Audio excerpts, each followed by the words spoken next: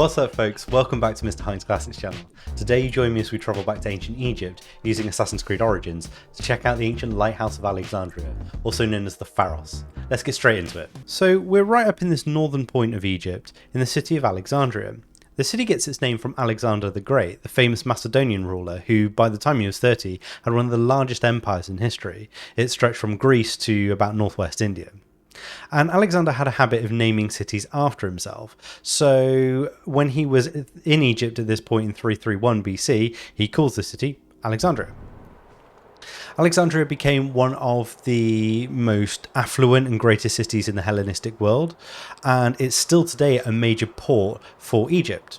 You can see in the game just how large and far-reaching it is, and we'll do future videos on other aspects of the city.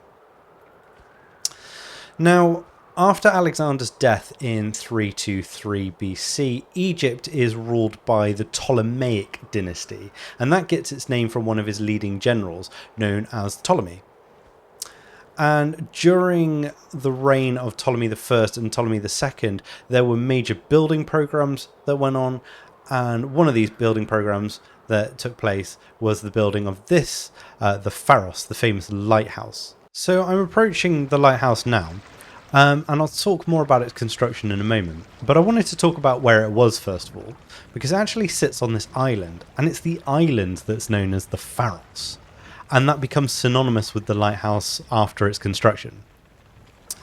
The island is connected to the mainland of Alexandria. In the game it just shows this bridge here, but this is completely a man-made structure, not just the bridge, but the causeway that would come across here to the island itself. And that causeway is called the heptastadion, coming from the Greek hepta, which means 7, and stadion is basically a unit of measurement that's 180 meters. So the name refers to its length, which is about 3/4 of a mile to connect it from Alexandria to the Pharos Island. The heptastadion divides the two major ports of Alexandria. So on the right here where I'm sailing, you have Portus Magnus, which was the royal port or the great port, where I think more of the military ships would dock.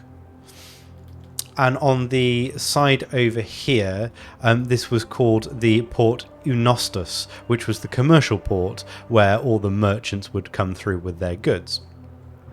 Now, Alexandria was a really important site for the Romans. It provided them with most of their grain supply.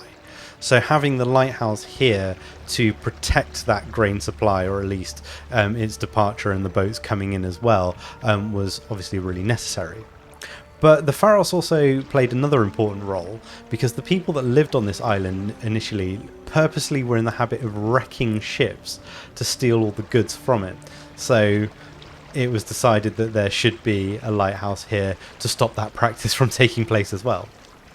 So I'm making my approach up to the Pharos site now, but before I can get on and climb the site, I will just have to dispatch of a few guards here so I can climb the structure without being disturbed by them. So just bear with me here for a second. That's not to draw attention yet.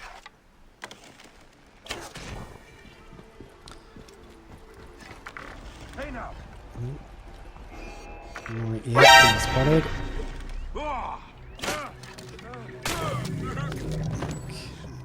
I think we got away with that. Oh, maybe not. Better crack on. Right, so the structure itself is really impressive. It took around 12 years to complete, and according to Pliny, it cost around 800 talents of silver. That's 23 tons of silver to pay for this building. To put that into comparison, the Parthenon cost 469 talents of silver.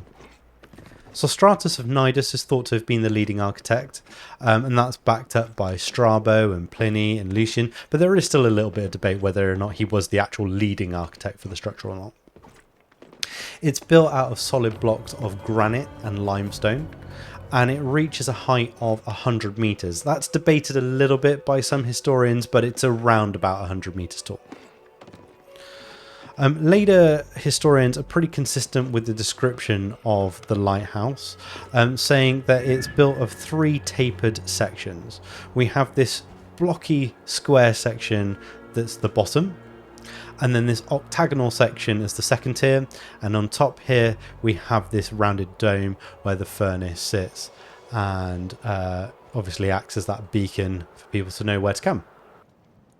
We're told that there was an inscription to Zeus on the seaward side, and that there was also a statue of Zeus, or it might have been Poseidon on top. There's some debate about that.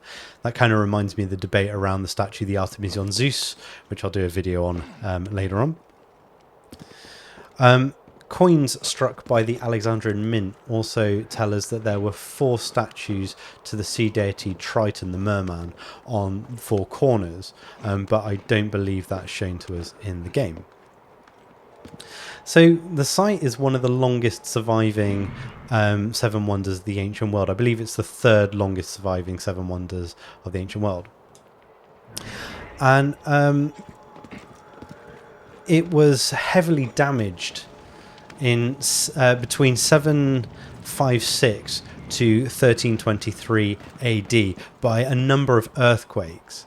Repairs were carried out on the structure that saw the addition of an Islamic style dome, but a major earthquake in 1303 really did irrevocable damage to the site. The remains of the site were, of the lighthouse at least, were eventually cleared away in 1480, where the Sultan of Egypt, I believe his name is pronounced Cape Bay, built a citadel here using some of the remaining stones, and you can still see that fortress today. That's what still is on this Pharos Island. So you can see the furnace here that would be burning. This would normally be burning all night. And from this, this is what all the ships are sort of aiming for, to come into either of the 2 ports here. During the daytime, actually, it's thought that there would actually be a polished mirror here that would guide the ships in, rather than the furnace that you see. Julius Caesar talks about the Pharos in his civil wars. He describes the Pharos for its strategic importance, being able to see out across the Mediterranean and any ships that were coming towards Alexandria, and of course over the city properly. And as we look over here, you can see a beautiful view of Alexandria.